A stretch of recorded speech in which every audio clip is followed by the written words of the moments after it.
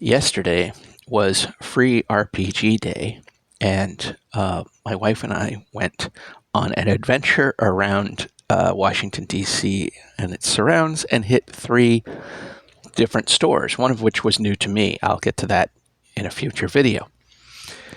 Our first stop was my favorite game store in the area, Labyrinth Games and Puzzles. They're on Capitol Hill, Eastern Market. They're in the Eastern Market neighborhood.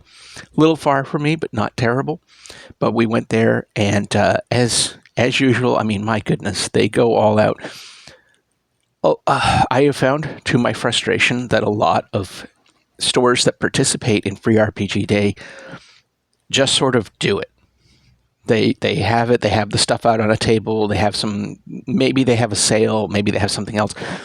But Labyrinth really, they do it up. Not only do they have an amazing assortment of stuff for the Free RPG Day, but they also run games all day. They make it a special occasion, and I think that that's great. Because, especially this year, because I was trying to go to multiple locations, I was not able to stay and take part in games. And honestly, I haven't done that for the last several years because I'm still a little wary of being inside in group circumstances. It's just where I'm at right now. Anyhow, while we were there, now Labyrinth has somewhat strict rules on stuff. It's one free item, an additional free item if you buy something, an additional free item if you play a game in the store that day. And then I think they had some other stuff where you could theoretically pick up something else. But, sorry, I feel like I'm fidgety, so I'm like banging the table. I don't know what that's about. Anyway, but I hit there first. Now, they also ended up having beyond what and this has been true in the past, beyond what is sold to the stores in the Free RPG Day packet, they had a whole bunch of other stuff. They had like stacks of Chaosium starter sets, which was amazing. Now I have all of them and I wasn't going to pick them up, but it was like some really cool stuff. Anyway, if you're in DC, I cannot recommend hitting up Labyrinth for Free RPG Day highly enough. What did I pick up? Well, first I grabbed the Dragonbane. The Magistrate's Gambit. I've mentioned before that Dragonbane is a game I would very much like to get to the table. I was really hoping to do so this year, but that has not happened. Looks like we've got some cool, the maps and little bits and bobs, some locations.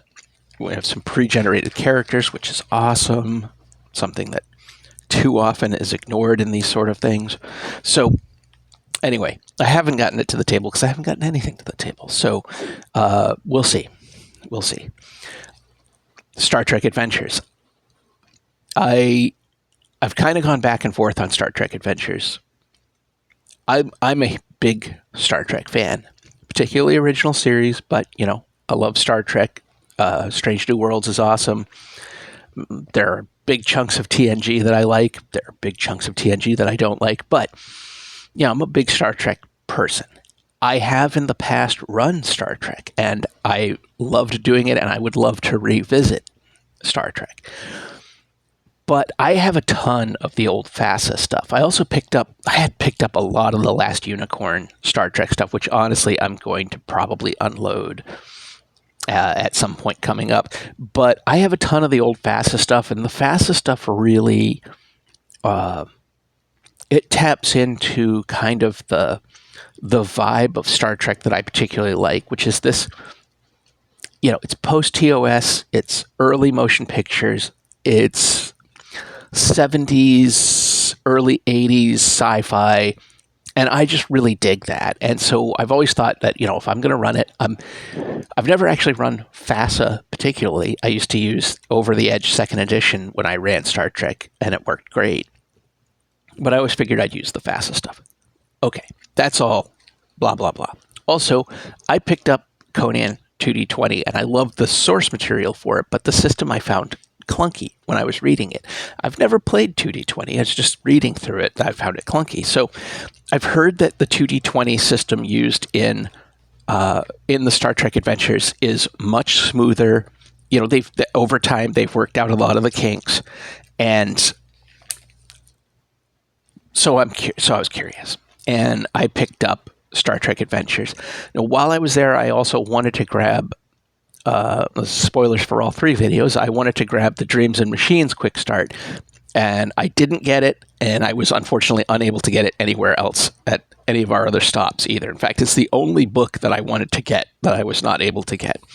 But I grabbed Star Trek Adventures. Want to check this out. This is the second edition quick start guide, which I believe does also have an adventure in here. That's what I think this is. So I'm curious to check it out. Big Star Trek nerd. I mean, I'm just a sci-fi nerd. I was never a Star Trek versus Star Wars guy. I was a Star Trek and Star Wars and Battlestar Galactica and Farscape and Buck Rogers. I love it all. But I have there's a special place in my heart for Star Trek. I love it when it does this. So I treat Star Trek like a salad bar. I take what I like, I leave the rest. When it's at its best, in my opinion, it's an optimistic setting. And when it goes dark, I check out, because there's a million dark science fiction settings. That's why I never clicked with Deep Space Nine, and I really didn't click with Discovery. When it goes dark, it becomes something else. It's not, to me, what Star Trek is about. Star Trek is it's an optimistic atheist view of the future. So it's not dark, it's not mystic. So that's me. That's where my Star Trek love is. Also, while I was there, I got Land of Eam. Now, Land of Eam, this is the only one I think that did the double-sided. So it has the Monty Python's co-curricular medieval reenactment program, which I have heard very positive things about, and I just have absolutely no interest in. Just nothing about it draws me in. Would I play it at a convention, or if somebody was really passionate about running it? Absolutely. Absolutely I would.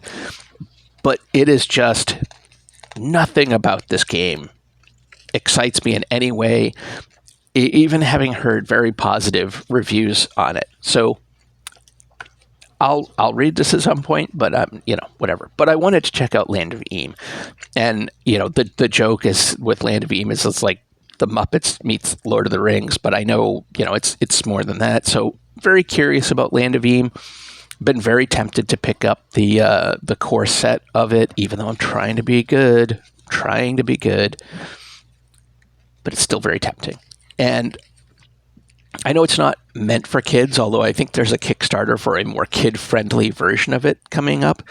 It's not meant for kids, but if I end up running games for youths, I would like to have a little bit more option for, even middle grade or whatever, just stuff that's more appropriate for younger audiences and just general audiences, Something special that they had at Labyrinth that nobody else had, as far as I can tell, is designed in the DMV. And this is a bunch of little mini games, like samplers and stuff, designed by folks in the general Washington, D.C. area. Don't know what's in here, but I thought it would be a really cool thing to get a hold of. In previous free RPG days at Labyrinth, I was able to find some other locally made, locally written and designed stuff, and I think that's very cool. So I'll be curious to check this out. As I always mention when I talk about free RPG day or free comic book day, you should always make sure that you buy something. At Labyrinth, you have to buy something to get a second item. But I also believe in buying something anyway. I picked up Lighthouse at the End of the World, a solo journaling game. What's this say? There's no place there. I can't even read. There's no peace in this place. You play a lighthouse keeper at the furthest reaches of civilization. Your tormentors are numerous: the crushing solitude, the chaotic weather, the penal colony nearby, and a legion of unquiet dead conspire to erode your sanity until one of them claims you. So this could be interesting. I've played through one round so far, one game so far of 1,000-Year-Old Vampire, and this just felt like, looking at it, it just kind of reminded me a little bit of 1,000-Year-Old Vampire, even though it's much smaller, so it makes me think it maybe is simpler in some way or less needing of the book to play. I'm not sure. But, I have not read through it. We'll find out. But I do want to try to, as an exercise in personal focus, which is a problem that I have a great deal of, I want to try to do some more solo RPGs. I recently played through it was an attempt at a Shadowdark solo game, and boy, Shadowdark's brutal, because I did not make it very far before I had a total party kill. Also got a Labyrinth sticker. They had multiple different styles, but I like this one. And my wife picked up Ramen Fury, the Use Your Noodle card game. So we have not opened it. We haven't checked it out yet, but looks like it could be cool. So yeah, excited to try that out.